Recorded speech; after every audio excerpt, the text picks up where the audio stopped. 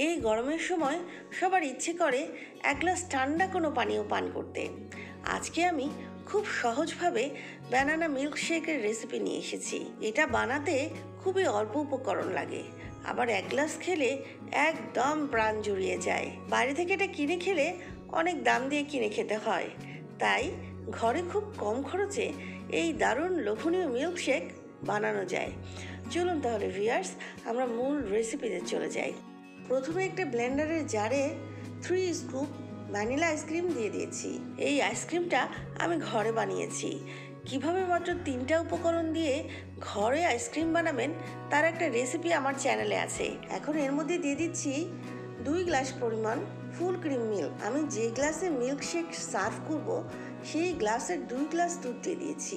এখন আমি এর মধ্যে হাফ কাপ পরিমাণ ফ্রোজেন কলা দিয়ে দিচ্ছি।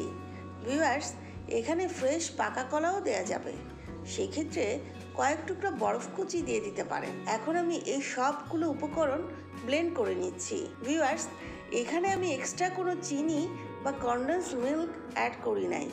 আইসক্রিম আর কলা থেকে যেটুকু মিষ্টি হবে সেটা খেতেই আমার ভালো লাগে। আপনারা চাইলে এখানে কিছুটা চিনিও অ্যাড করতে পারেন।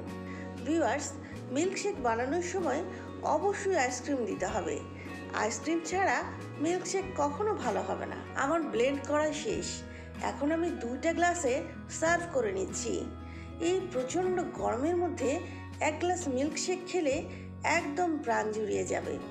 ঠান্ডা ঠান্ডা পরিবেশন করুন এই দারুণ মিল্কশেক, আর আমাকে কমেন্ট করে আপনাদের মূল্যবান মতামত জানাতে পারেন।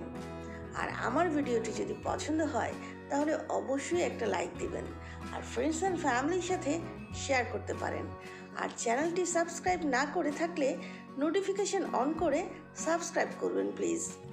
আবারও অন্য কোনো রেসিপি নিয়ে আবারও আমি ফিরে আসবো আমার কিচেন মাহিস কিচেনে। সে পর্যন্ত সবাই ভালো থাকবেন। আল্লাহ হাফেজ।